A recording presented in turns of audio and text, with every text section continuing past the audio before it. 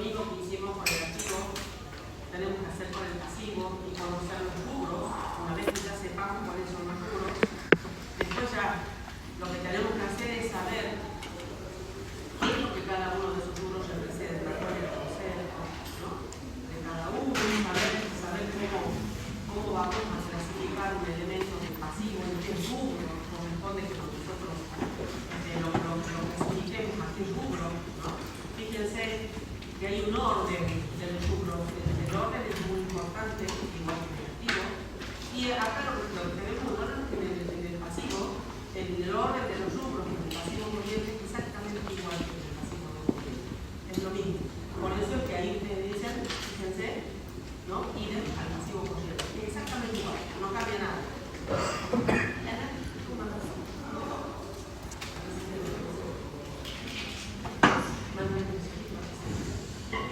Entonces, bueno, esos son los rubros. Fíjense, ahí tenemos deudas con proveedores de bienes y servicios. Algunos rubros, el nombre de algunos rubros ya les dice de qué se trata, ¿no?, del pasivo, de qué tipo de obligaciones se trata. Tenemos los préstamos y otros pasivos financieros.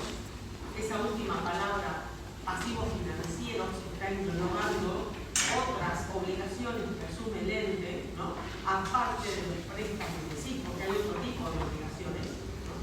O sea, el ente necesita financiarse de alguna manera y va a buscar alguna fuente de financiamiento. Y entre esas fuentes de financiamiento, ¿no es cierto?, puede elegir, por ejemplo, un banco y pide un préstamo, por eso ahí dice préstamo. Pero además de eso, hay otra forma de financiarse, que ya la vamos a ver, ¿no? Por eso dice, y otros pasivos financieros, no son solamente préstamos, ¿sí? Y acá no estamos hablando tampoco solo de los préstamos del banco, sino de otro tipo de préstamos que a lo mejor alguna empresa, algún tercero le puede hacer a él, ¿sí? Después tenemos las deudas fiscales, y eso que nos dice, ¿qué vamos a hacer ahí? Las deudas o las obligaciones que tiene el ente con quién, con el Estado, ¿no? Y ahí estamos hablando de impuestos nacionales y provinciales, ¿sí? Son obligaciones que van a aparecer con los entes recaudadores de distintos impuestos a nivel nacional, provincial o municipal, ¿sí? Ahí vamos a entender eso. Luego tenemos las deudas laborales y previsionales, y ahí también es muy específico, no podemos poner cualquier tipo de obligación. El ente, por el solo hecho de tener empleados en relación de dependencia, vamos a tener este tipo de obligaciones, ¿no?, y son más que nada obligaciones de tipo legal, igual que las impositivas. Y después tenemos deudas con partes relacionadas. Nosotros ya vimos en crédito deudas con partes relacionadas. Acabamos de acordarnos de ese concepto, de quiénes eran las partes relacionadas, ¿no? Y bueno, acá no vimos nada más que en el crédito, estamos hablando del pasivo por esos sujetos. Y todo lo que no podamos clasificar en esos rubros anteriores va en otro. Entonces, por eso es que tenemos que saber bien lo anterior para empezar a dejar de decir, no, esto no es, esto no es, esto no corresponde acá. ¿Quién lo queda? Todo así. ¿Sí? Bien, y luego las previsiones. Todo lo que vimos antes de las previsiones, ya vamos a ver bien en detalle, son obligaciones ciertas que tienen obligaciones. El ente no puede dudar que las tiene, sabe que las tiene, ¿no? Sabe que tiene que dar cumplimiento a esas obligaciones. En cambio hay otras, ¿no?, que no son así, no tienen ese carácter, no son obligaciones ciertas, sino que son obligaciones contingentes, ¿no? ¿Por qué se llaman así? Bueno, porque depende de que suceda un hecho específico para que aparezca esa obligación del ente con un tercero, ¿no? Por eso son contingentes, depende de un hecho futuro, que ocurra un hecho futuro. Bueno, cuando tenemos ese tipo de situaciones, para eso están las previsiones, porque el ente tiene que buscar esa información en el mercado contable. Si conoce o tiene una situación de ese tipo, no puede no mostrarla, tiene que darla a conocer, ¿no? Eso ya conocido muy bien, acá lo vamos a ver los detalles, pero así el pantallazo es ese, ¿no? Más o menos.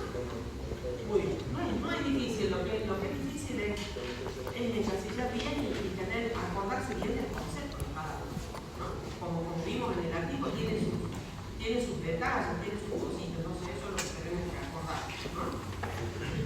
¿Qué dice el concepto ahí de pasivo? No es difícil, fíjense. ¿Qué dice? Pasivo, en general, ¿qué cosa es? Es una obligación. Es una obligación que tiene el ente de que, o que asume el ente de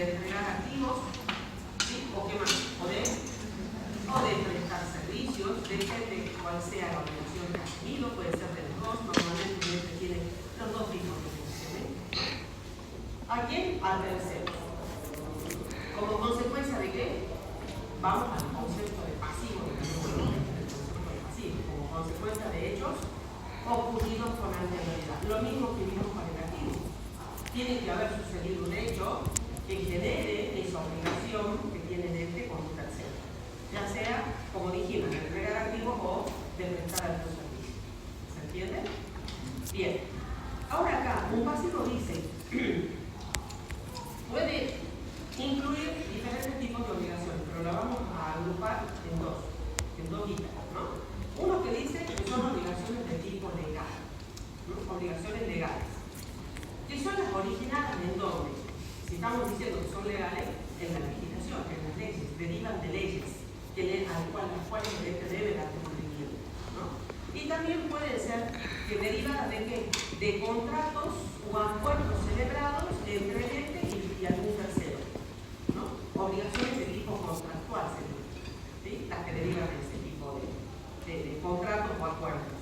Y luego, o algún otro tipo de obligación que sea, ¿no es cierto?, alguna otra causa legal, por alguna cuestión muy especial, digamos. Entre las legales, ¿qué ejemplos podríamos tener? Que ya más o menos le dije algo cuando fuimos analizando el grupo. ¿A qué tipo de leyes tendrá que el ente dar cumplimiento, por ejemplo? A las leyes impositivas, muy bien. ¿A qué otro tipo de leyes? A las leyes previsionales, ¿sí? Cuando tiene empleado en relación de dependencia, hay que dar cumplimiento a las leyes previsionales que nos están diciendo, a la ley de contrato de trabajo, que le tenemos que pagar el sueldo al empleado, que le tenemos que pagar el aguinaldo, que tenemos que hacer los depósitos pertinentes correspondientes a los aportes que el empleado tiene que hacer y las cargas sociales, ¿no?, que están a cargo de la empresa, ¿no? Ya vamos a ver eso también bien específicamente, esa parte. Por ejemplo, esas son de legislación. Y por contrato o acuerdo celebrado con algún tercero, ¿qué tipo de obligación podemos tener? Y bueno, por ejemplo, un préstamo que le deba el ente al banco, porque cuando el ente fue a pedirle a la entidad pedir un préstamo a la entidad financiera, ¿no?, ahí hay un acuerdo entre ambas partes, donde el banco le otorga el dinero y el ente se compromete a devolver ese préstamo en determinada por X cantidad de cuota más un interés pactado entre partes, ¿sí? Esa es, por ejemplo, una obligación de tipo contractual, o cuando, por ejemplo, el ente adquiere algún bien que va a necesitar, ¿no?, para el desarrollo de su actividad, y bueno, pacta con el proveedor las condiciones, ¿no es cierto?, de la compra, y bueno, y ahí el ente va a asumir una obligación con ese proveedor, ¿no?, por ejemplo. Esas son obligaciones contractuales, obligaciones que se pactan entre los dos sujetos que intervienen en la transacción, ¿sí? Y luego tenemos otro tipo de obligaciones que ya son las llamadas voluntarias. Acá nadie obliga al ente, sino que el ente es que por voluntad propia asume esa obligación. Fíjense lo que dice acá. Obligaciones asumidas por la entidad, ¿no es cierto? Dice, como consecuencia de qué? De un patrón de comportamiento, porque así lo decidió el ente, ¿no?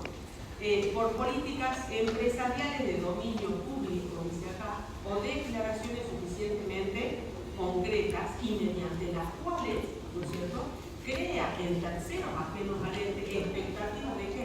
De que el ente va a dar cumplimiento a esas obligaciones asumidas de manera voluntaria, ¿no? Ustedes dirán bien de qué se trata esto, qué tipo de obligación puede ser. Bueno, por ejemplo, puede ser un compromiso que asuma el ente de manera explícita, ¿no es cierto?, que lo da a conocer públicamente, ¿no?, de tener que reparar, o de que asume el compromiso de reparar o de remediar, como ustedes quieran, ¿no es cierto?, cualquier daño ambiental que provoque a raíz del desarrollo de su actividad. ¿Sí? Por ejemplo, cuando dice eso. Hoy en día, por supuesto que hay leyes que rigen en ese tema, ¿no?, que ya no sé si... A ver, los entes tienen que ser responsables, ¿no?, de no dañar el medio ambiente, de no comprometer los recursos de sus infraestructuras. Entonces, no pueden, sobre todo los industrias, por ejemplo, contaminar el suelo, el agua, los desechos industriales tienen que ser tratados de determinada manera, ¿no? Y bueno, hay una empresa que cumple con todas esas disposiciones y que además asume ese rol, porque hay algunos que no lo hacen, ¿no?, que asumen esa responsabilidad, que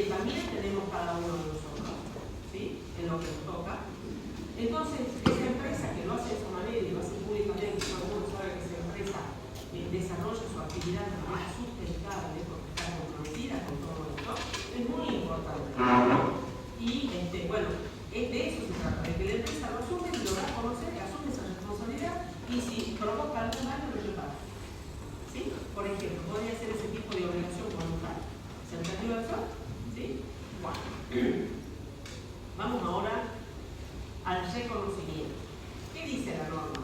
Cuando nosotros vamos a reconocer un elemento como pasivo, en general, ¿no?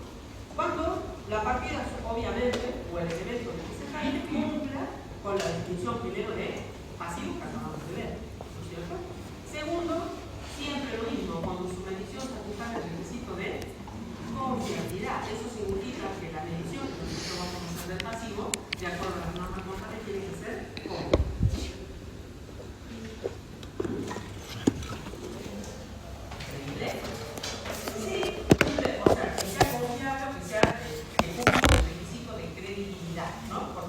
Los terceros que leen los estados contables tienen que saber que esa información es real, que esa información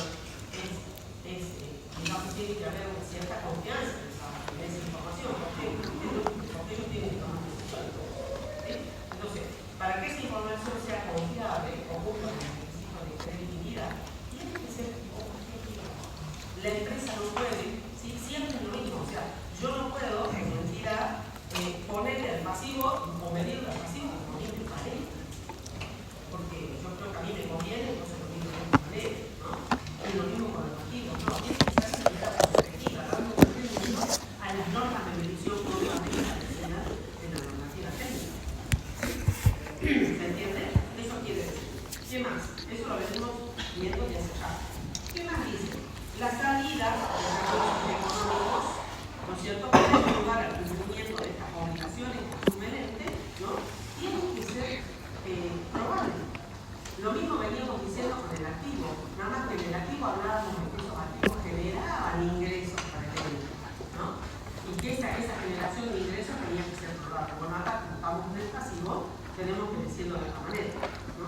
Acá estamos diciendo que como hay un pasivo asumido, va a llegar un momento en que el ente va a tener que dar salida a recursos económicos para dar cumplimiento y cancelar esas obligaciones. Entonces, esa salida de recursos económicos para cancelar esas obligaciones asumidas tiene que ser probable.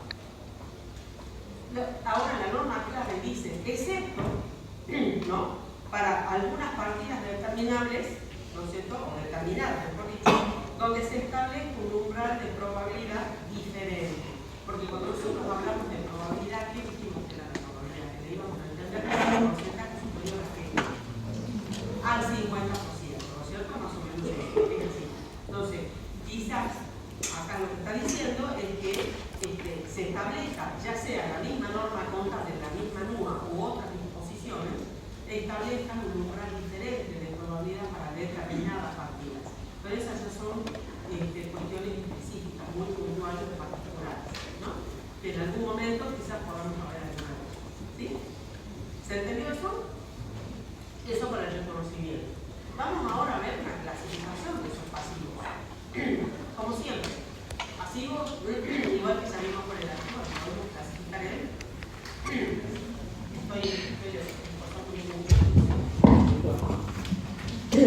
Estos pasivos ya sabemos que los podemos clasificar igual que el activo en corrientes y no corrientes en función de su plazo de vencimiento, ¿verdad? Entonces, ¿cuáles van a ser los pasivos corrientes? Aquellos que ya son exigibles a la fecha de cierre del ejercicio o aquellos que van a ser exigibles dentro de los 12 meses siguientes, tenemos que decir desde dónde, contados desde la fecha de cierre del ejercicio. ¿Sí? Los 12 meses siguientes contados desde ahí, porque nosotros si decimos dentro de los 12 meses, ¿qué 12 meses? Tenemos que decir cuáles son los 12 meses. Eso no se olviden nunca. ¿Sí? Muy bien. Y los no corrientes serán los que tienen vencimiento o son exigibles con posterioridad a esos 12 meses que acabamos de indicar. ¿Sí? Muy bien, con eso no hay problema, ¿verdad? Vamos ahora a ver otra clasificación. ¿Qué dice ahí? De acuerdo al grado de certidumbre, ¿no? De acuerdo a su grado de certidumbre, nosotros dijimos que hay obligaciones que el ente no puede desconocer, no puede decir que no tiene un compromiso, una obligación asumida, ¿no? Y esos pasivos, de acuerdo al grado de incertidumbre, se van a clasificar en obligaciones ciertas y obligaciones contingentes. ¿Se acuerdan que ya nombramos la contingencia? Bueno, ¿cuáles van a ser esas obligaciones ciertas? Las obligaciones ciertas se caracterizan ¿por qué? Justamente por la inexistencia de incertidumbre. Por eso son ciertas, porque no hay incertidumbre. O sea, el ente sabe perfectamente que existe una obligación que debe cumplir, cuándo la debe cumplir, quién es el acreedor, ¿no es cierto?, quién es el beneficiario de esa obligación, y sabe cuándo, en qué fecha debe cumplir con esa obligación y cuánto es el monto de la obligación. Esa es la certidumbre. Se conoce todo de la obligación. Entonces no hay dudas, ¿no es cierto? Bueno, por eso, estas obligaciones ciertas, miren, a su vez, dentro de esas obligaciones ciertas podemos encontrar las llamadas obligaciones determinadas o determinables. Son de dos tipos. ¿Cuáles son las obligaciones determinadas? Ahí están abajo. Fíjense, ¿cuándo vamos a decir nosotros que una obligación es cierta y determinada? ¿Cuándo? Cuando se conoce lo que yo les acabo de decir, el beneficiario, cuando se conoce la fecha en la que debe cancelarse esa obligación y cuando se conoce el monto a satisfacer a favor de ese tercero, ¿no es cierto? Y la forma en la que se debe cancelar la obligación, si es en efectivo, si se tiene que cancelar en un pagaré, un cheque, lo que fuera, ¿sí? Se sabe perfectamente todos los elementos, hablemos de eso, son elementos que configuran, ¿no es cierto?, o que tienen, o digamos que forman parte de esa obligación asumida por el ente, ¿sí? Esas son las obligaciones ciertas y determinadas. Ahora, ¿cuáles serán las obligaciones ciertas determinables? ¿Qué dice ahí? Cuando el monto de la obligación no ha sido aún establecido, ojo, ahí ya no se conoce el monto. ¿Cuál es el elemento que falta? El monto, no se sabe cuánto es lo que hay que pagar.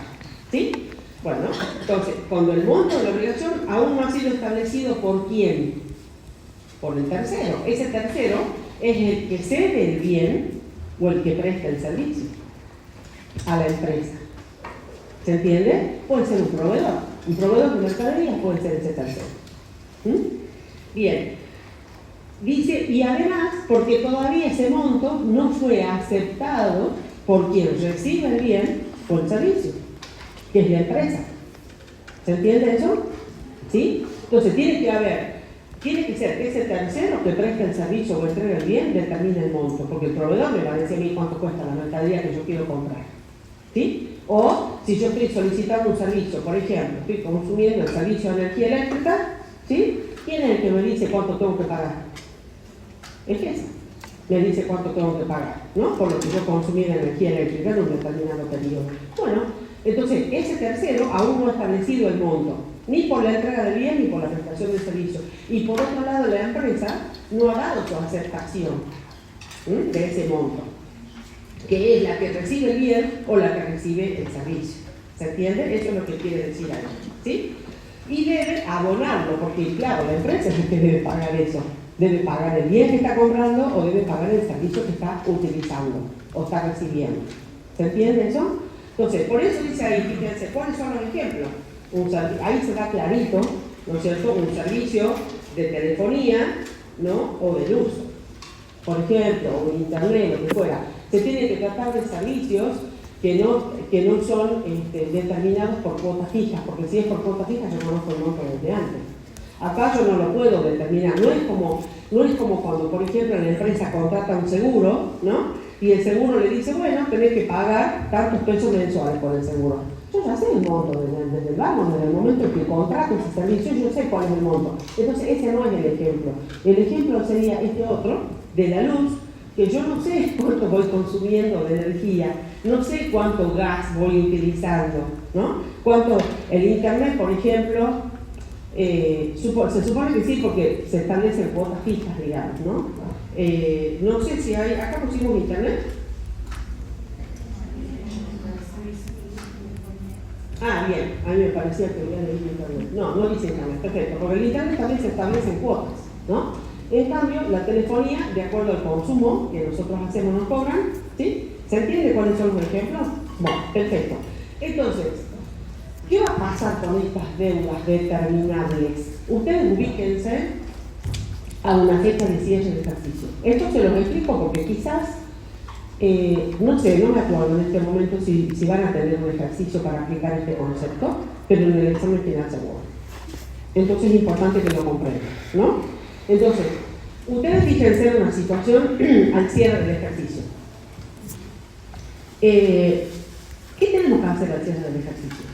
Sí o sí, tenemos que devengar absolutamente todo lo que corresponda, ¿verdad? Entre esos, las erogaciones aún no pagadas, ¿sí? Por ejemplo, la luz.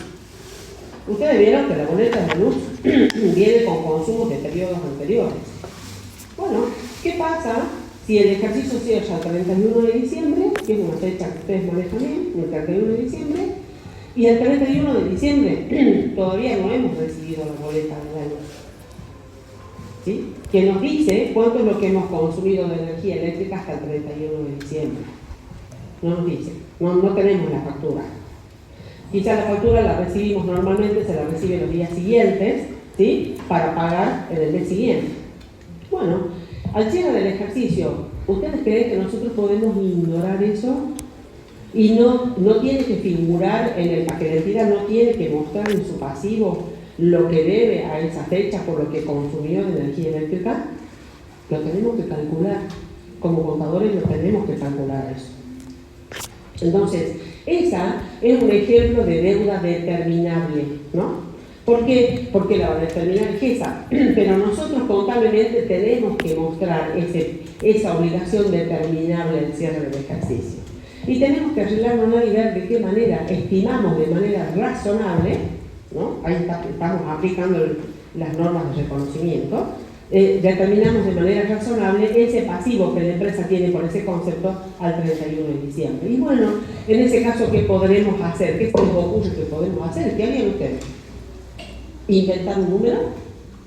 No podemos inventar. ¿Qué haríamos? ¿Con qué contamos? ¿Qué tenemos? Las boletas anteriores de consumo, donde nosotros podemos ver, si las vamos analizando, ¿no? Podemos ver cuánto es lo que hemos consumido en el periodo anterior y de esa manera podemos estimar de manera razonable un determinado monto para esa obligación que vamos a tener que cumplir, ¿no es cierto?, en los días del mes siguiente, en algunos días del mes siguiente, pero que ahí vamos a estar pagando, digamos, consumos realizados en este ejercicio. ¿Se entiende eso, chicos? ¿Sí? Bueno. El concepto de deuda determinable, ¿qué otro ejemplo tenemos? Ahí la vamos a tener que ver. ¿A quién la determina la deuda ahí? La entidad. La va a tener que determinar la entidad, sí o sí, en el caso de la energía eléctrica, a la fecha de cierre, ¿no? ¿Qué otro ejemplo de deuda determinable tenemos? Y lo típico son no todas las obligaciones, ¿no? Pero la mayoría, las impositivas. Por ejemplo, el impuesto a las ganancias. El impuesto a las ganancias es un impuesto nacional, es un impuesto que se determina de manera anual, ¿no? Al año, una sola vez al año se determina, y al cierre del ejercicio, la entidad va a tener que determinar el impuesto a las ganancias por ese periodo fiscal, ¿no? Entonces, ¿por qué? Porque la FIP no le dice a la empresa, vos me tenés que pagar tanto de ganancias. No, es la empresa la que tiene que determinar el monto del impuesto, de acuerdo a qué va a determinar ese monto. Si se trata de un impuesto a las ganancias, lo primero que va a tener que hacer es determinar el resultado del ejercicio, las ganancias obtenidas en el ejercicio, de la manera en que la ley de ganancias les dice que lo tiene que hacer, porque ahí vamos a tener que hacer un balance impositivo para poder determinar el impuesto a las ganancias. Una cosa es el balance contable, que yo lo hago determinando las normas contables, ¿no es cierto?, lo establecido en la NUA en este caso, ¿sí?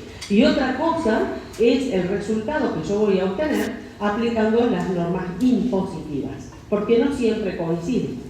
Lo que yo puedo deducir contablemente como derogación o reconocer como un ingreso, no siempre es igual en las leyes impositivas.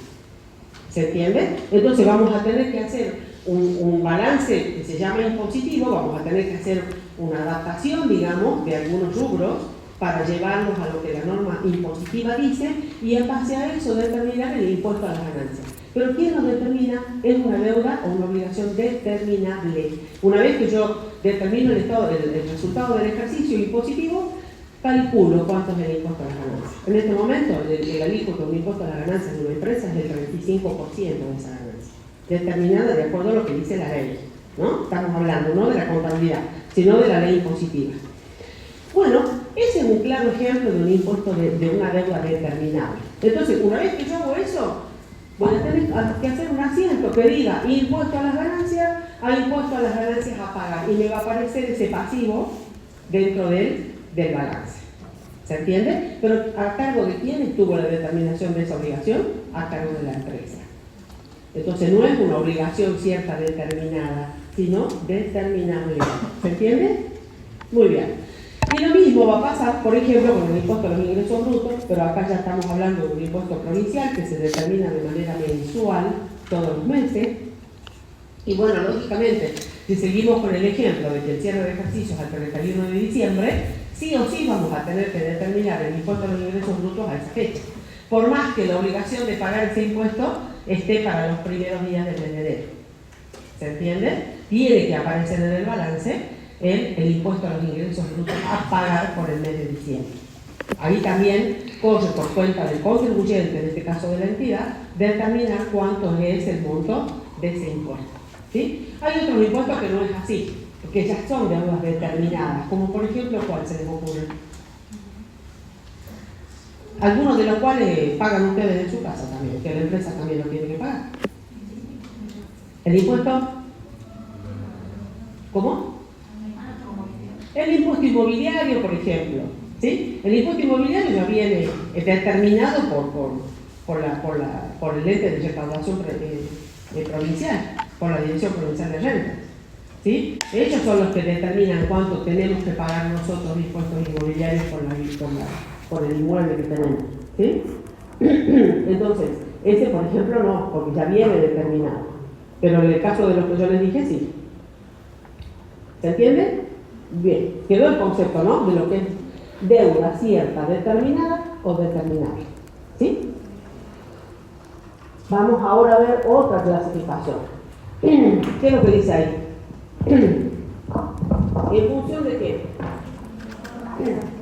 De la forma de cancelación. Ahí podemos encontrar obligaciones en moneda u obligaciones en especie. Igual que en el activo, vamos a tener acá obligaciones en moneda, ¿sí?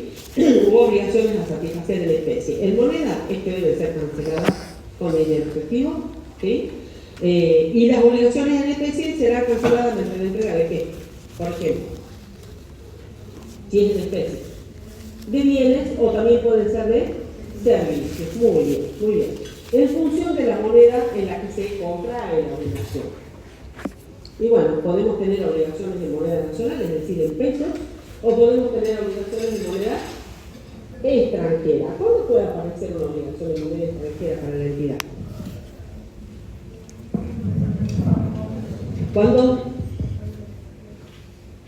Cuando tengamos, por ejemplo, cuando la entidad tenga un proveedor en el extranjero. Muy bien. Este otro caso.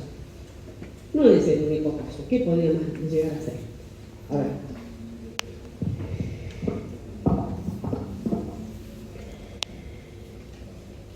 ¿Qué pasa si vamos a pedir un préstamo en el extranjero? ¿No? Podemos la entidad mejor pueda recurrir a esa fuente de financiamiento, porque no, si tiene la posibilidad, ¿sí? Entonces ahí va a estar asumiendo una obligación, ¿no? Hacer un préstamo contraído en moneda extranjera. O también, ¿por qué no? Puede contratar o contraer un préstamo en un banco, ¿no? En un banco nacional en moneda extranjera. Porque la empresa puede ser en algún banco, puede tener una cuenta corriente en pesos y una cuenta corriente en moneda extranjera. Y a lo mejor puede acceder a un crédito en moneda extranjera en un banco de estado del país. ¿Se entiende? Bueno, esos son los tipos de obligaciones, digamos, de moneda extranjera, ¿no? Algunos ejemplos. Y cuando nosotros tenemos un pasivo en moneda extranjera, ¿cómo vamos a registrar ese pasivo, esa obligación en moneda extranjera? La tenemos que registrar contablemente en pesos. Entonces, ¿qué vamos a tener que hacer? Convertir, ¿no? La moneda extranjera en pesos. Y ahí vamos a tener que aplicar, supongamos que estamos hablando de dólares, ¿sí? vamos a tener que aplicar un tipo de cambio. En este caso, ¿qué tipo de cambio se aplica? Tipo de cambio, nos tenemos que poner en el lugar de quién para saber qué tipo de cambio aplicamos. En el lugar del banco. Bueno, acá la entidad es la que necesita tener los dólares para cancelar su obligación en moneda extranjera, ¿verdad? Entonces, la entidad, ¿qué es lo que va a tener que hacer? Supuestamente, ¿no? Ir al banco y hacer ¿qué cosa? Comprar los dólares. ¿Y el banco qué está haciendo? Vender. Entonces, ¿qué tipo de cambio aplicamos? Tipo de cambio vendedor. Muy bien. Para nosotros poder contabilizar esa obligación asumida en moneda extranjera. ¿Estamos de acuerdo con eso? Muy bien. ¿Alguna pregunta hasta ahí? ¿No? Otra clasificación. En función de su instrumentación. ¿Cómo se puede instrumentar una obligación pasiva? ¿No? Puede ser documentada la obligación que asume la entidad, por ejemplo. Ahí estamos hablando de que de un pagaré, muy bien. ¿Qué más? De un cheque de pago diferido, muy bien. O puede ser una obligación que no esté documentada. Por ejemplo, una obligación en cuenta corriente, muy bien. ¿Cómo se instrumenta una obligación en cuenta corriente? ¿De palabras solamente? O sea, en cuenta corriente, la entidad no va a trabajar en cuenta corriente con cualquiera, ¿no? O sea, si tiene que vender mercaderías y tener un crédito en cuenta corriente, no lo va a hacer con cualquier cliente. Lo mismo le va a pasar a la entidad cuando tenga que asumir un pasivo con un tercero. Ese tercero, no va a trabajar con la empresa en cuenta corriente si es que no existe de por medio ¿qué cosa? Una confianza, muy bien, una confianza establecida, una confianza comercial, ¿no es cierto? Establecida desde hace un tiempo, pongan. Bueno, entonces, ¿cómo se instrumenta ese pasivo? Hagamos de cuenta que la empresa recurre a un proveedor que tiene desde hace muchos años, ¿sí? Y puede perfectamente hacer una compra de una partida de mercaderías en cuenta corriente. ¿Cómo se instrumenta eso? Porque no es solamente de pago, hay algo más. En la factura, ¿qué pasa en la factura? La factura dice, ¿no?, que la operación es de cuenta corriente a tantos días, pero y además de eso, ¿qué tiene que tener la factura? La firma de quién? De la entidad. Porque con la firma de la entidad se está reconociendo o está asumiendo y se está comprometiendo con las condiciones establecidas en esa factura. ¿Se entiende? Es lo único que tiene el proveedor para exigir el pago de esa obligación. El compromiso asumido, en este caso por la entidad. ¿Estamos? Muy bien. ¿Qué más tenemos?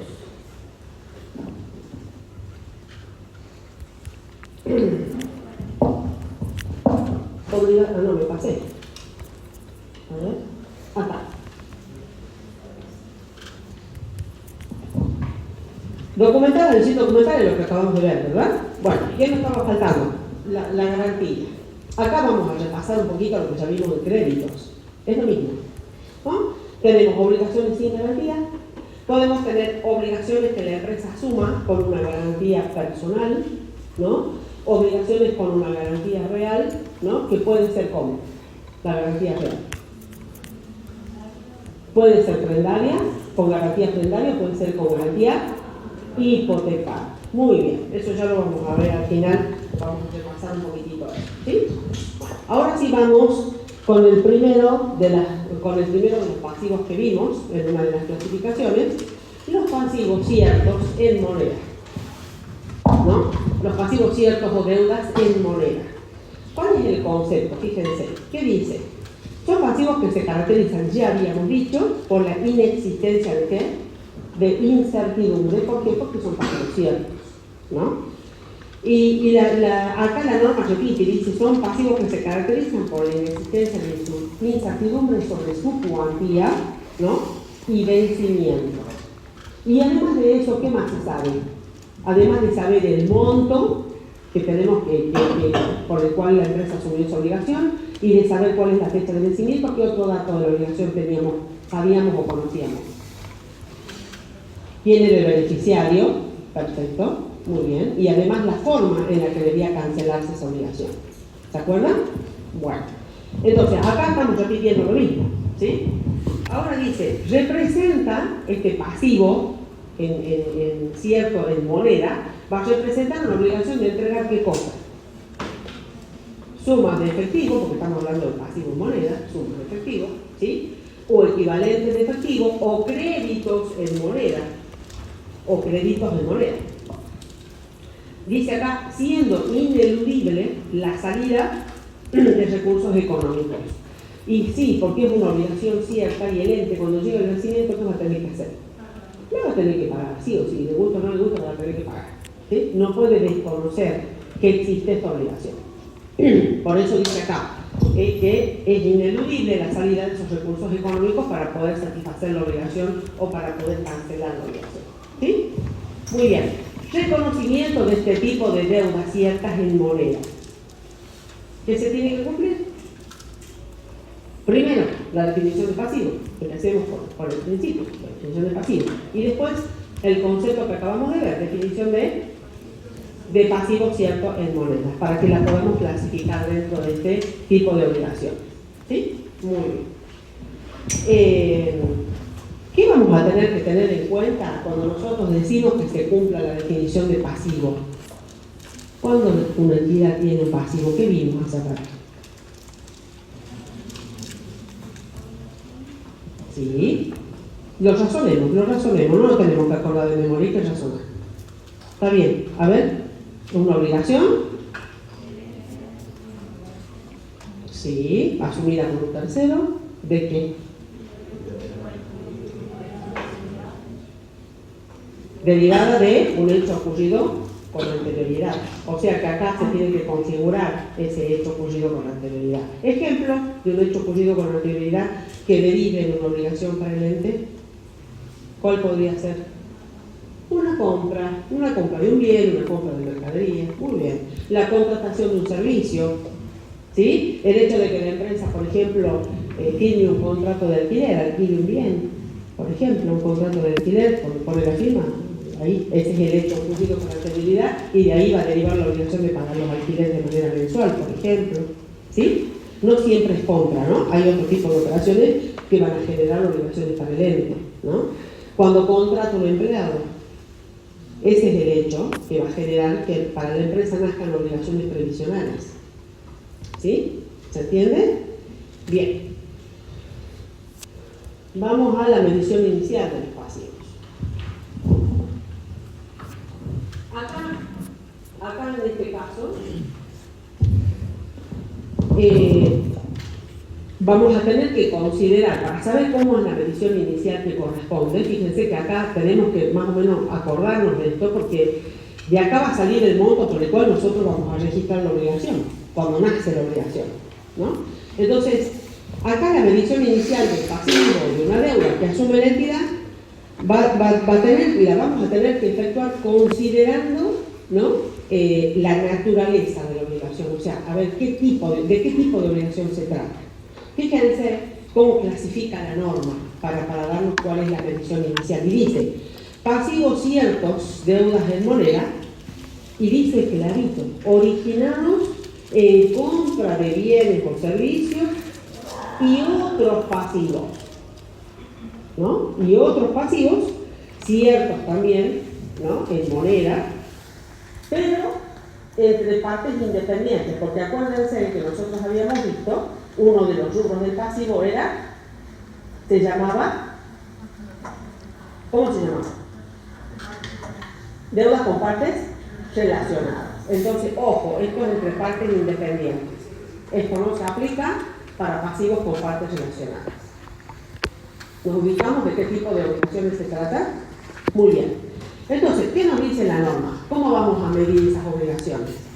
Por valor de contado, por supuesto, de la operación.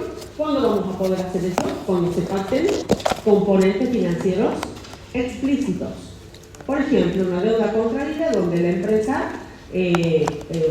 asume la obligación, ¿no? A un determinado plazo, entregando un pagaré. Entonces, obviamente, ahí va a saber cuánto es el interés que le está cobrando el tercero, pongámosle que sea un proveedor, por ese plazo que le está otorgando de financiación, a qué tasa de interés y demás. Entonces tenemos un interés explícito y sabemos perfectamente cuánto es la obligación de contado. ¿Sí? A su valor nominal. ¿Cuándo no nos va a quedar otra que reconocer una obligación a valor nominal? cuando no se segreguen componentes financieros implícitos. Acuérdense que, ¿por qué la norma dice cuando no segregue, cuando el ente no segregue componentes financieros implícitos? Acuérdense lo que veníamos viendo en el activo, que hay diferentes políticas contables en relación a los costos financieros, ¿no? Que un ente podía, tanto una entidad pequeña como las otras, podía optar por la política contable de no segregar componentes financieros implícitos, ¿sí? O también podía adoptar la política de segregar los componentes financieros. Entonces, ¿cuándo vamos a medir a valor nominal? Cuando no segreguemos componentes financieros. O sea que la obligación va a estar registrada, ¿no? O la vamos a reconocer con los intereses incluidos, con ese componente financiero incluido. El pasivo va a estar con ese componente adentro, ¿sí? Cuando eso ocurre, la norma contable dice que nosotros vamos a tener que considerar esa obligación o ese pasivo como si fuera de contado. Eso lo habíamos visto ya para los créditos también, ¿no? Ahora dice, valor descontado de los flujos de efectivos futuros, esa es la otra alternativa, o al precio de contado cuando se segreguen los componentes financieros implícitos. Es decir, que tenemos dos posibilidades para registrar por valor de contado. Cuando se pacte la obligación con componentes financieros explícitos, porque los conocemos, o cuando podemos segregar o segreguemos, se adopte la política contable de segregar los componentes financieros implícitos. ¿Se entiende? ¿Sí? Y si no, el valor descontado de los flujos de efectivo futuro. Es decir, ¿qué vamos a tener que hacer? Ahí vamos a aplicar un valor presente. Vamos a ver, la obligación que asumí tiene, no sé, tengo que pagar 10 cuotas de tantos pesos, ¿sí? Y esa obligación tiene adentro ese componente financiero, ¿no? Entonces, ¿qué hago yo? Traigo esas cuotas pagaderas a 10 meses, las descuento con una tasa especial, que es la tasa efectiva, y traigo ese valor al presente. Y ese va a ser el pasivo que yo voy a tener que reconocer. ¿Está bien? Eso sería así. No se preocupen que ese caso no lo vamos a ver en la práctica, no lo vamos a ver porque es complejo, porque ustedes ya saben, hay que aplicar una fórmula especial de descuento y demás, ¿sí? De valor actual. Bueno, eso es para este tipo de pasivos. Vamos a ver ahora qué dice la norma para los pasivos ciertos deudas en moneda, originados en ¿qué? En transacciones financieras. Este es otro tipo de pasivo. ¿Se acuerdan del segundo rubro que decía préstamos y otros pasivos financieros? Bueno, de eso estamos hablando, de ese tipo de obligaciones. ¿Sí? ¿Cómo se miden esas obligaciones? ¿Qué dice? La vamos a medir, esto también entre partes independientes, ¿no? Siempre entre partes independientes, estamos dejando fuera las partes relacionadas, ¿sí? Dice, por el valor de las sumas recibidas. Es decir, a ver, yo pido un préstamo, le pido al banco un préstamo, ¿sí? ¿Cómo voy a medir el pasivo? Por el valor de las sumas recibidas. Si me presta el banco 10 millones de pesos, ¿sí?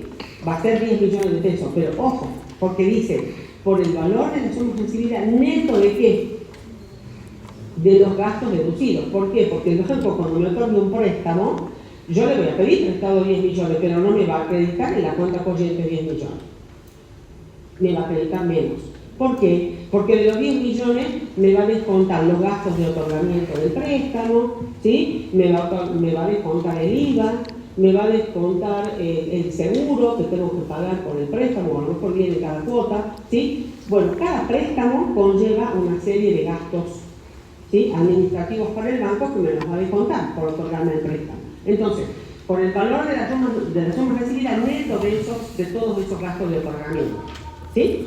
Como dice ahí, de los gastos deducidos. Ahora, ¿cuándo vamos a poder hacer eso?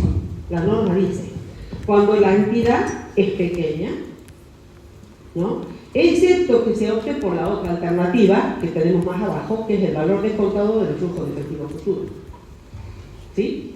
Entonces, cuando la entidad es pequeña, dice acá, o sea, no son situaciones que se tengan que dar las tres al mismo tiempo, basta que se cumpla alguna, ¿no? Porque dice ¿sí? O cuando la tasa de interés pactada no difiera significativamente del establecido, la del tipo de mercado, ¿no? Para transacciones similares. Y bueno, un típico ejemplo sería ese préstamo de la entidad financiera, porque esa tasa de interés de los bancos están todas parecidas, igual, son tasas de mercado, digamos, ¿no? De ese tipo de operaciones. O cuando la totalidad de las cuotas pactadas, ¿no es cierto?, vence en un plazo máximo de 12 meses, contados a partir de la fecha de la operación. ¿Se entiende, chicos? O sea, ninguna de las cuotas tiene que superar los 12 meses. Para que yo pueda aplicar esta medición por las sumas recibidas, por el valor de las sumas recibidas. ¿Sí? Y la otra alternativa, ¿cuál es?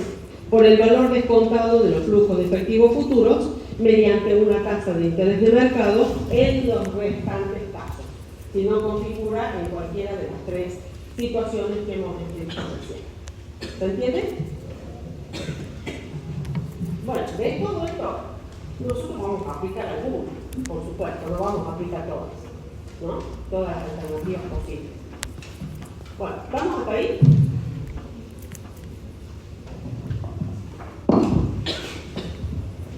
Esto lo necesitamos ver y rever, y entonces cuando se nos plantea un práctico, un enunciado, tenemos que tratar de ubicarnos en cuál alternativa estamos de estas, para poder entender por qué hacemos lo que hacemos en la registración contable, ¿no?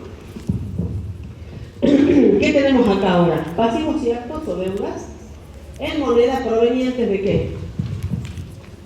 De transacciones entre partes relacionadas. Ahora sí nos vamos a las partes relacionadas. ¿Qué vamos a hacer cuando tengamos una obligación asumida con una parte relacionada? ¿Quiénes eran las partes relacionadas? A ver, repasemos un poquito, hasta que estamos entrando en este tema. ¿Quiénes eran consideradas para la entidad partes relacionadas?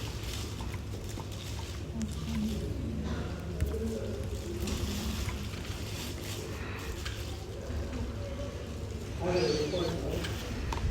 no es cualquier tercero.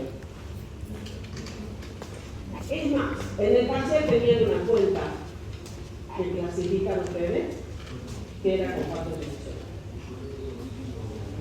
¿Quiénes? Ahí estoy escuchando algo. ¿Cómo? No. Sí, a ver, el concepto general es mitad lo que dice. Los socios o accionistas son partes relacionadas para la entidad, pero en tanto y en cuanto, ¿no?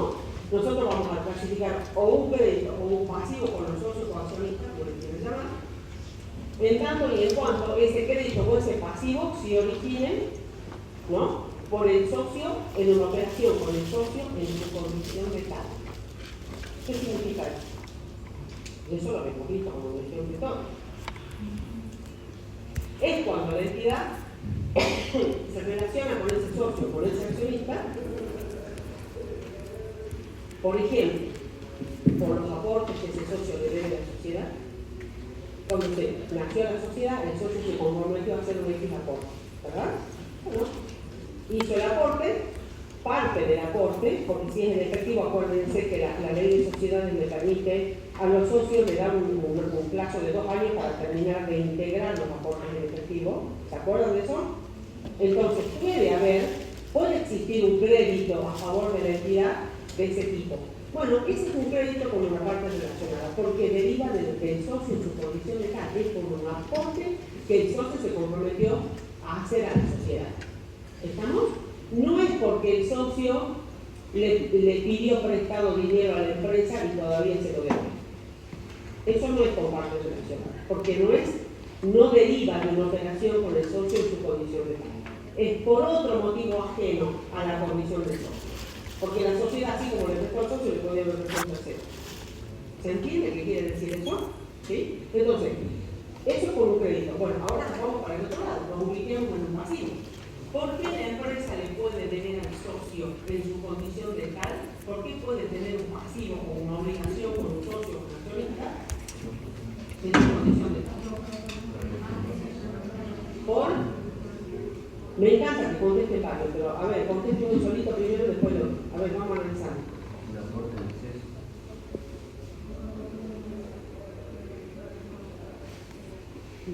¿No puede ser porque el socio paga una deuda de la empresa y la empresa debe? Todo eso que están diciendo son muy buenos ejemplos, pero que se registran en la cuenta particular del socio. Entonces eso no es con relación con partes relacionadas. O sea, no es una obligación con partes relacionadas. Porque si el socio aportó de más, ahí nace una obligación de la entidad, ¿no? Con el socio, pero le debe porque aportó de más, ¿no? ¿Saben cuál es el pasivo ese? Cuando la entidad distribuye dividendos en efectivo, o cuando distribuye utilidades cuando se trata de otro tipo de sociedades que no son sociedades por acción. Ya sabemos que los dividendos, nosotros podemos hablar de dividendos cuando se trata de sociedades por acciones. Y que esas ganancias que la sociedad decide distribuir, que en definitiva son los mismos socios los que deciden eso, ¿no? Tenemos que hablar de utilidades distribuidas cuando son otro tipo de sociedades, por ejemplo, en el SRE y en la colectiva. Ahí no podemos hablar de dividendos. ¿Se acuerdan de eso, no? Entonces, por un lado están los socios que se comprometen a hacer un aporte y por el otro lado está la sociedad, ¿no? La sociedad que tiene que hacer una retribución a ese aporte a los socios, porque para eso no soy socio de una sociedad, si no yo no invierto en una sociedad. Si yo no voy a recibir ganancias de la sociedad, no invierto. ¿Estamos?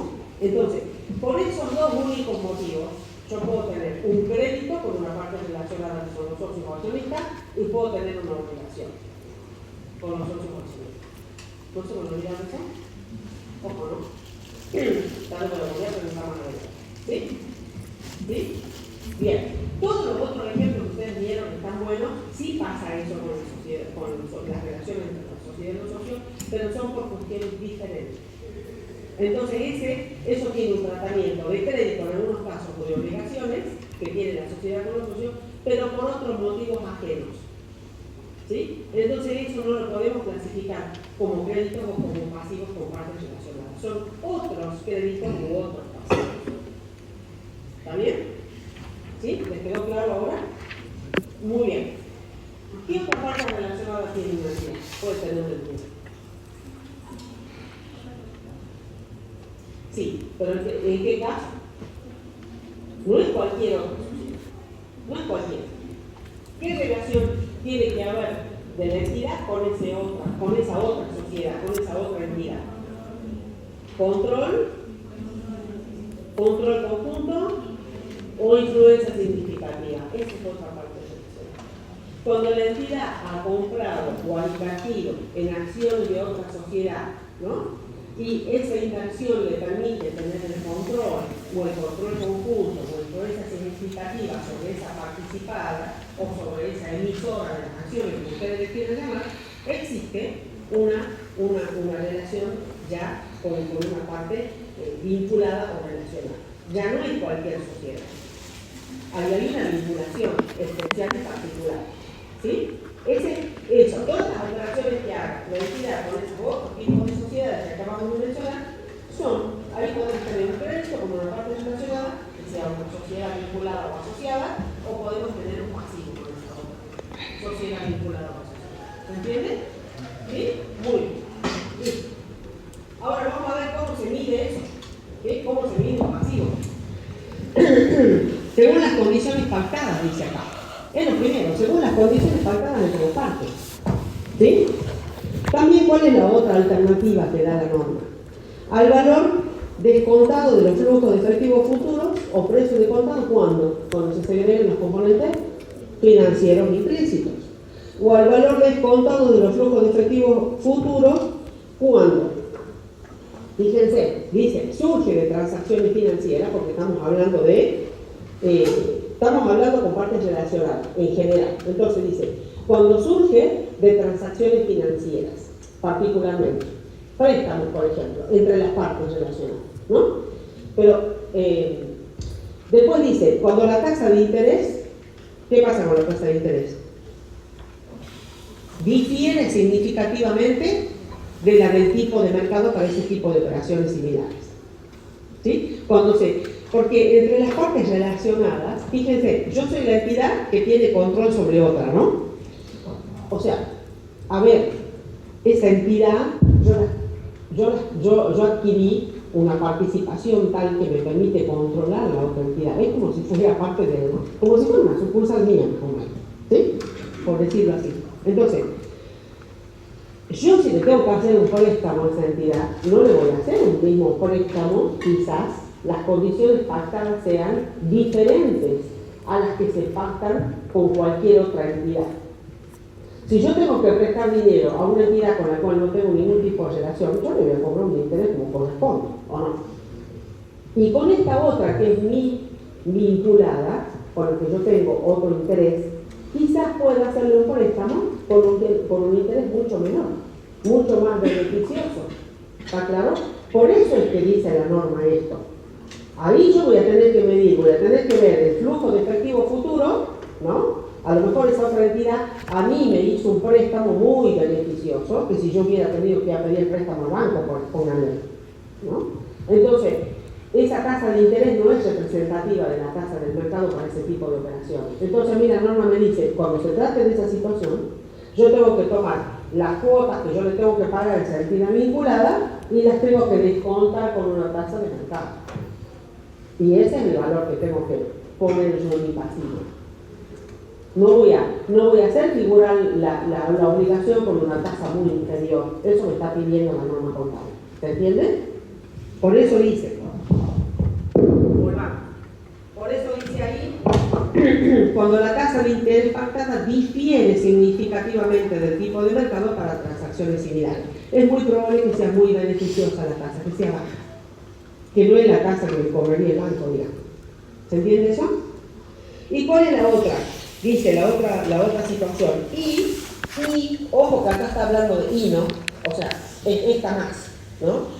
Al menos una de las cuotas pactadas vence en un plazo mayor a 12 meses. ¿Se acuerdan que cuando vimos anteriormente decía lo mismo, nada más que lo decía al revés?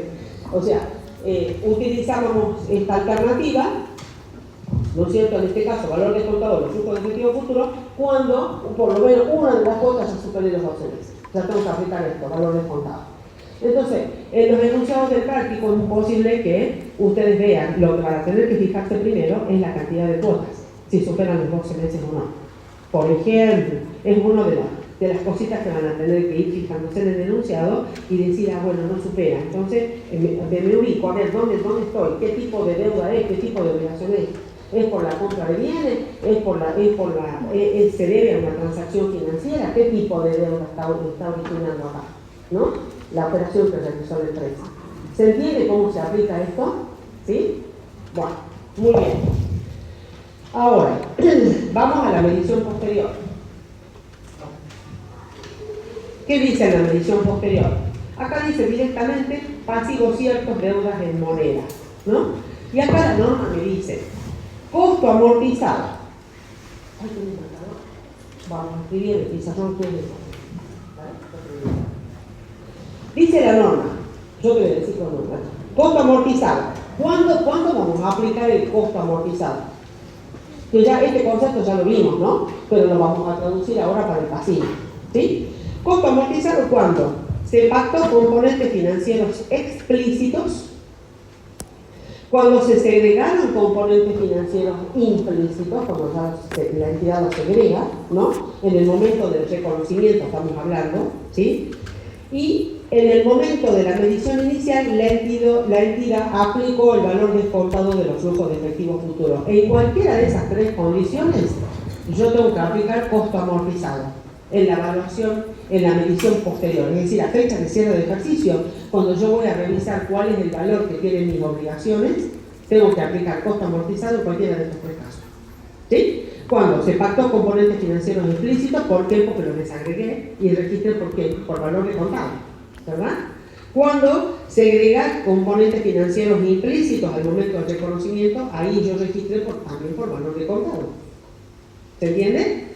Y cuando dice en el momento de la medición inicial aplique el valor descontado de los flujos de efectivos futuros en alguna de las situaciones previstas que me daba la norma.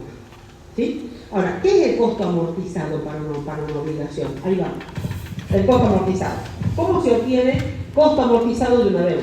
Ese sería el concepto. Costo amortizado de una deuda.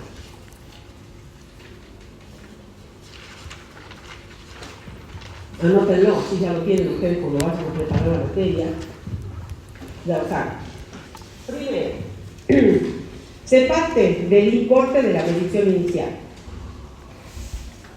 En este caso estamos hablando de valores descontados en dos alternativas o de un valor descontado de los flujos efectivos futuros, ¿no? Por eso dice importe de la medición inicial, el que corresponde, el que yo haya tomado a la medición inicial.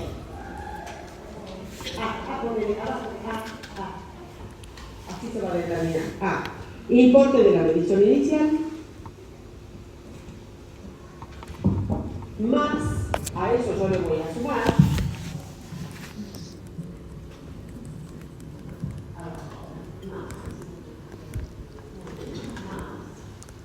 más B, componentes financieros devengados.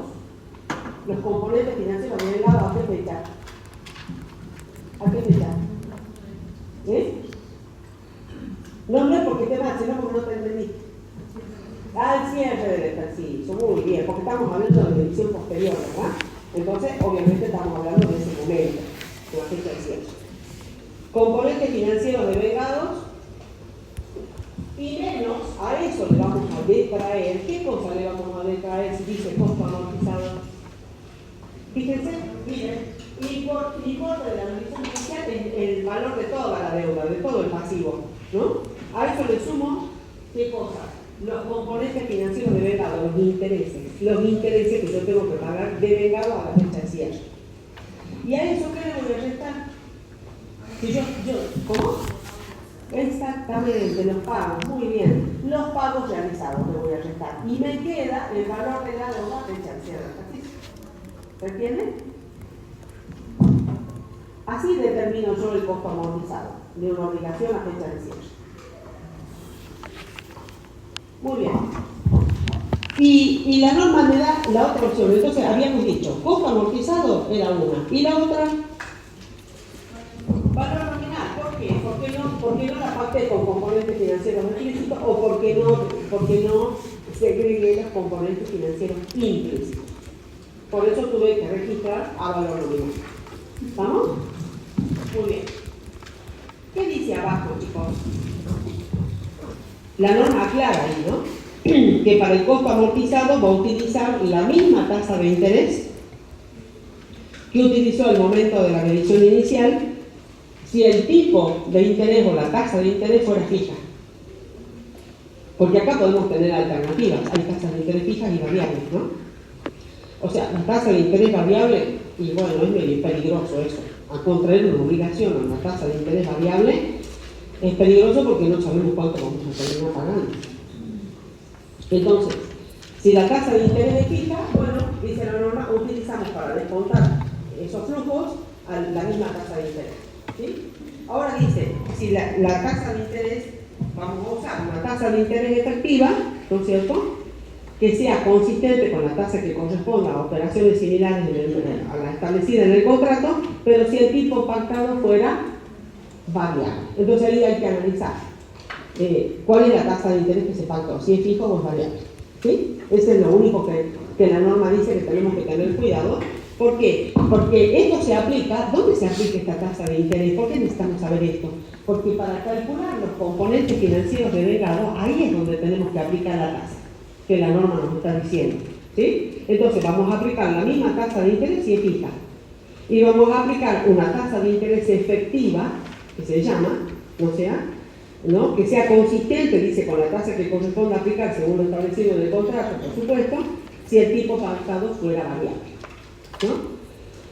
Y nosotros sabemos que la tasa efectiva, ya eso también lo vimos en los créditos, es la tasa que nos permite igualar la medición inicial, en este caso de la deuda o de la obligación, ¿no es cierto?, con los futuros flujos efectivos futuros que hay que erogar, que hay que pagar. Es la tasa que viene a ser igual a eso, la tasa efectiva. Vamos ahora al otro pasivo, proveedores de bienes y servicios. Este es el primer rubro que vimos, ¿se acuerdan? Deudas con proveedores de bienes y servicios, así se llama el rubro. O sea que son deudas estas de origen comercial. Son deudas comerciales generalmente. Porque fíjense que dice, comprende las obligaciones que la entidad ha contraído con quienes le han suministrado bienes o servicios que son utilizados ¿dónde? en su actividad ordinaria. Por eso sabemos que son deudas que tienen que ver o están relacionadas con la actividad principal del ente, ¿sí? Entonces dice, la compra a crédito de bienes o servicios, en este caso, puede instrumentarse de diferentes maneras. ¿Cómo puede contraer la entidad una obligación de este tipo? Por ejemplo, por compras en cuenta corriente, que ya lo estuvimos analizando, ¿sí? Cuando lo hace a través de una obligación documentada con un pagaré o un cheque de pago diferido, por ejemplo. Puede tratarse de deudas con garantías o sin garantías, obligaciones asumidas con garantía o sin garantía, ya sea personal, prendaria o hipotecario, de cualquiera de estos tipos. Y ahí tenemos ejemplos, ¿no? Cuando, por ejemplo, la empresa compra mercaderías, ¿no? Asume este tipo de obligaciones, o cuando compra, por ejemplo, un bien de uso. ¿Sí? Puede comprar mercadería o puede comprar un bien de uso. Esos son bienes que tienen que ver que la empresa utiliza en el desarrollo de su actividad ordinaria. Y si no, se puede tratar de servicios que la empresa también necesita tener, ¿no? O utilizar en el desarrollo de su actividad. Fíjense, ahí estamos hablando de la energía, de la telefonía, del gas, del INSA, de un seguro, de internet. ¿Sí? Muy bien. Acá tenemos ejemplos, ¿no? Tenemos un ejemplo de los instrumentos que van a respaldar los distintos tipos de obligaciones que vimos. Una deuda en cuenta corriente está respaldada. ¿Cuál es la documentación respaldatoria? Una factura. De una deuda documentada puede ser un pagaré o un cheque de pago diferido, por ejemplo. ¿Sí? Es nada más que eso. Eso es lo que van a analizar ustedes en el práctico que tienen que hacer en clase con la documentación. Vamos ahora a las cuentas. Fíjense las cuentas.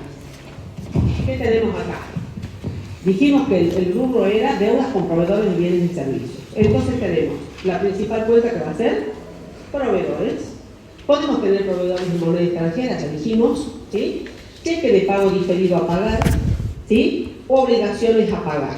En el caso de los proveedores son operaciones, esa cuenta la vamos a utilizar por operaciones en cuenta corriente. En el caso de los cheques de pago diferido a pagar o obligaciones a pagar, ya son deudas que son instrumentadas, ¿no? Por alguno de estos documentos, digamos. Cuando utilizamos la cuenta obligaciones a pagar es cuando hay un pagaré de por medio.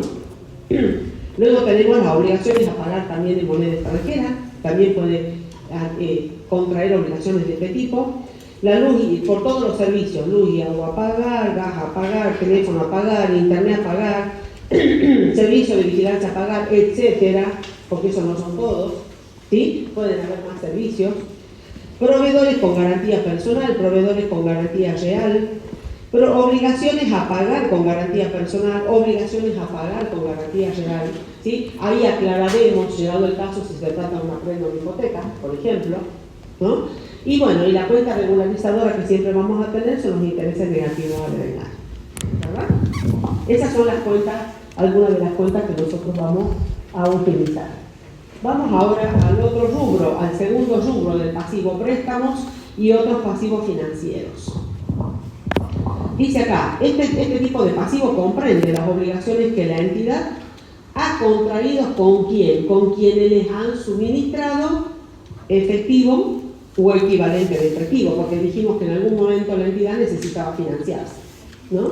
Entonces, puede recurrir, ¿no es cierto?, a un tercero para que le suministre este efectivo o equivalente de efectivo que necesite, ¿no? Y ejemplo de este tipo de pasivos puede ser porque la entidad solicita un préstamo, por ejemplo, una entidad financiera, o puede ser que la entidad se financie, ¿no? Se financie con efectivo recibido de terceros emitiendo obligaciones negociables, que se llama. ¿Se acuerdan cuando vimos en inversiones los títulos públicos? ¿Se acuerdan? Bueno, ¿qué pasaba ahí con los títulos públicos? ¿Cuál era el concepto de esos títulos públicos? ¿Por qué se originaron los títulos públicos? ¿Por qué existen los títulos públicos? ¿Por qué?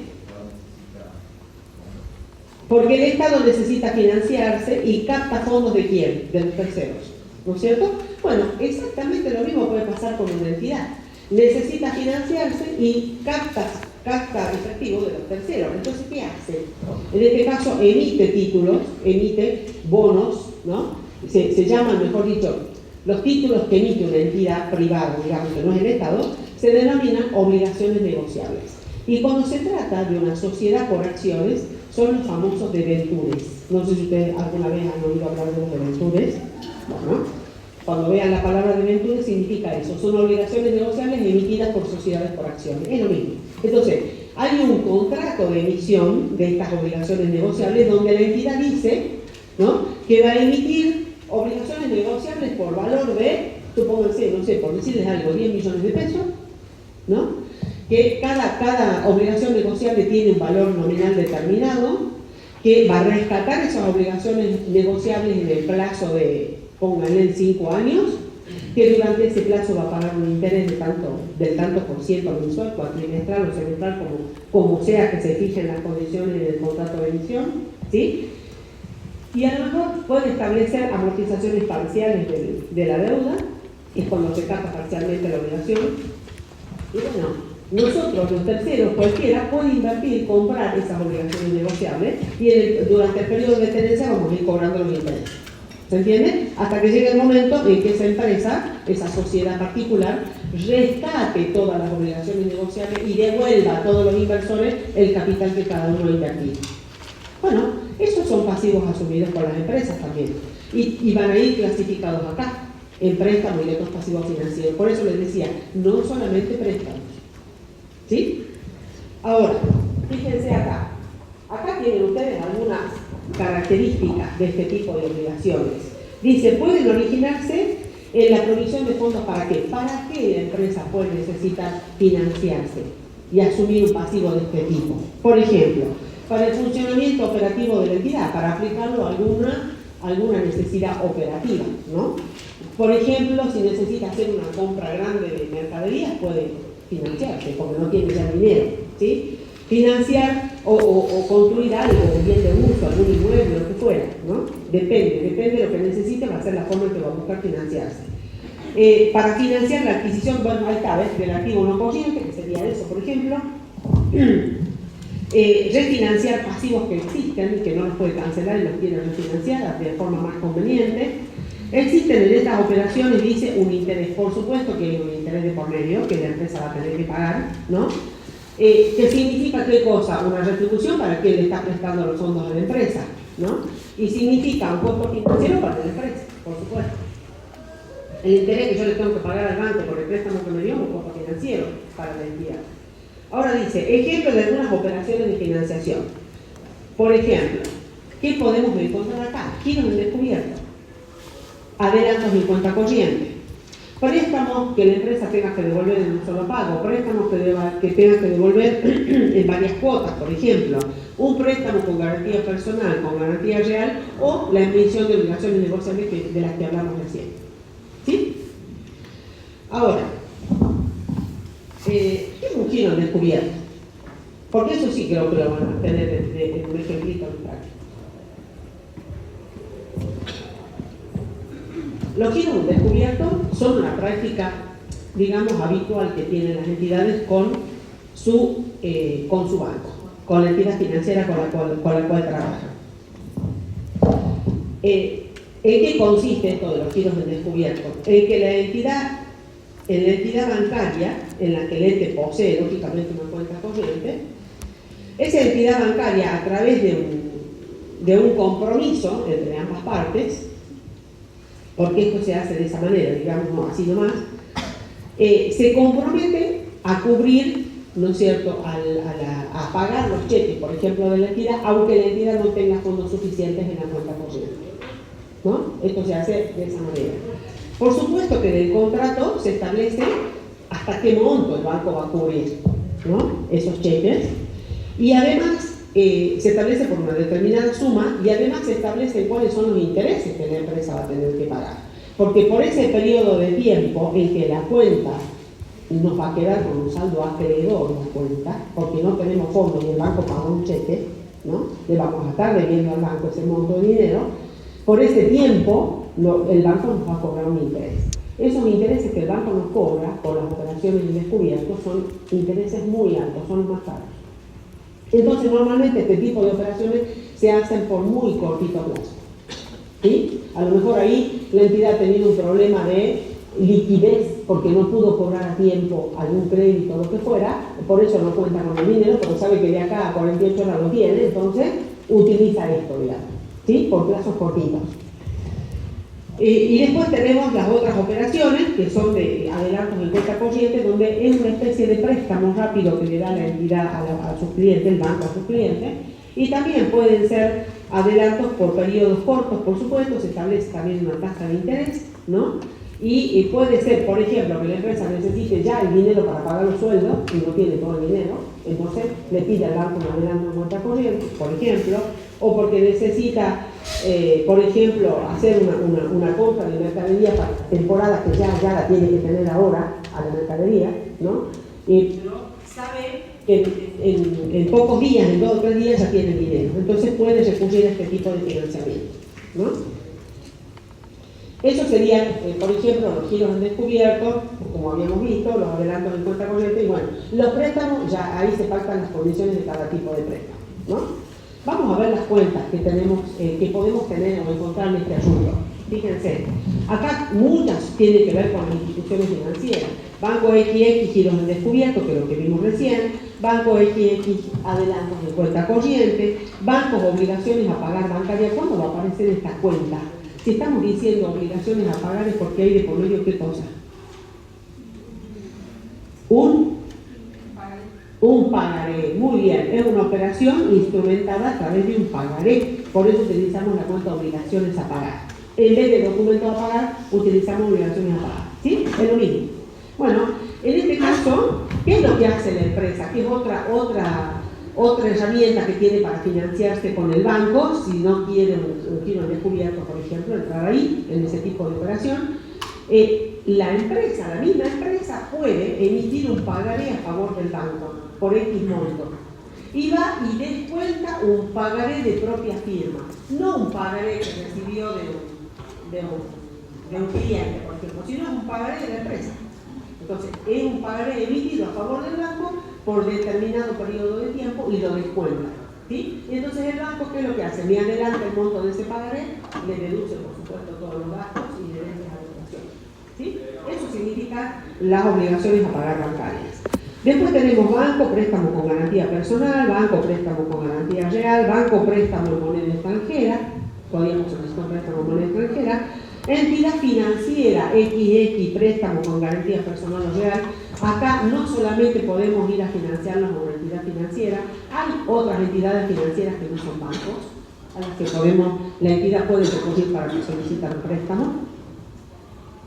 Obligaciones negociables, si ese es el caso, y préstamos recibidos también puede financiarse con un tercero que no sea una entidad bancaria, con un tercero, con otra empresa o con un socio que le pueda prestar dinero a la empresa temporalmente, ¿sí? Y luego tenemos las cuentas regularizadoras. Los intereses de préstamos no devengar, los intereses en moneda extranjera devengan por los préstamos de moneda extranjera, intereses prendarios y intereses hipotecarios, según cuál haya sido el préstamo solicitado por la empresa, ¿sí? Luego tenemos los pasivos con garantía.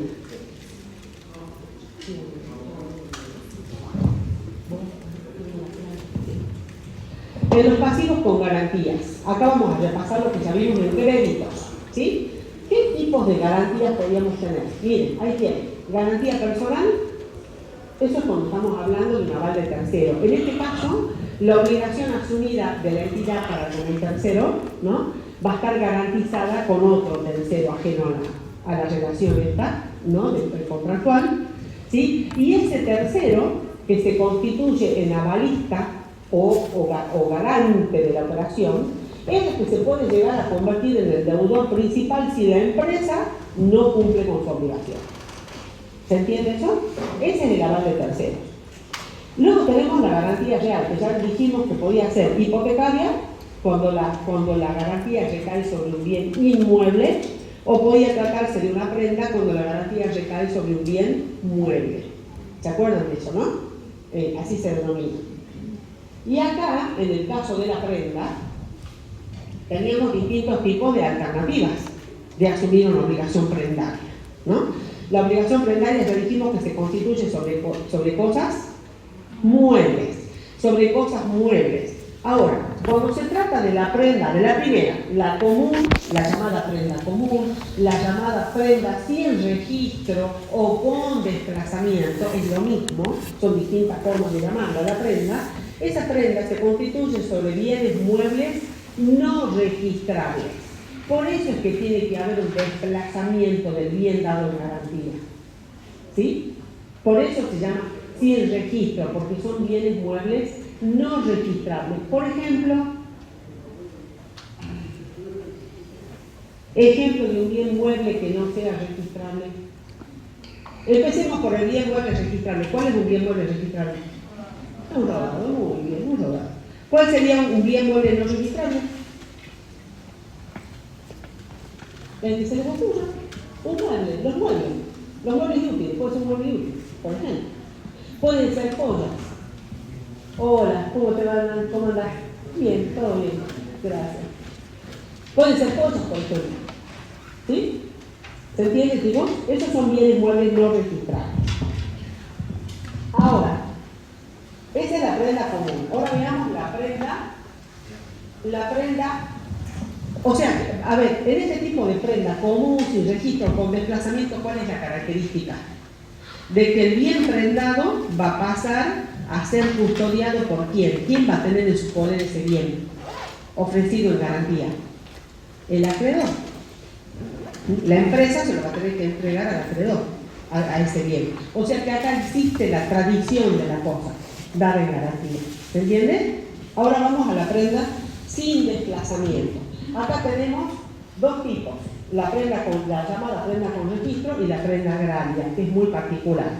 La primera, la prenda común sin registro, esa está regulada o legislada en el Código Civil y Comercial. La primera. La segunda, la prenda sin desplazamiento, que se llama, tiene una legislación especial que la regula, ¿no? Que es la Ley 15.348 del año 46, y desde el año, ¿no? Esa prenda con registro, a su vez, tenemos dos tipos comunes acá, la llamada prenda fija y la prenda flotante. ¿Qué diferencia hay entre una y otra?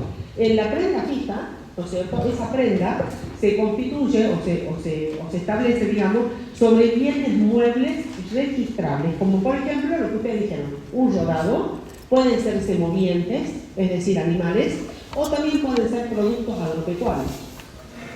¿Sí? Sobre esos tipos de bienes se constituye una prenda fija. Y la prenda flotante es una prenda muy especial, que se da mucho en el comercio o en la industria, y se constituye sobre mercaderías o materias primas en general, por ejemplo. ¿Sí? Esa es la prenda flotante. Y la prenda agraria, esa también está regulada por una ley especial, que es la ley 9.644 del año 14, ¿no?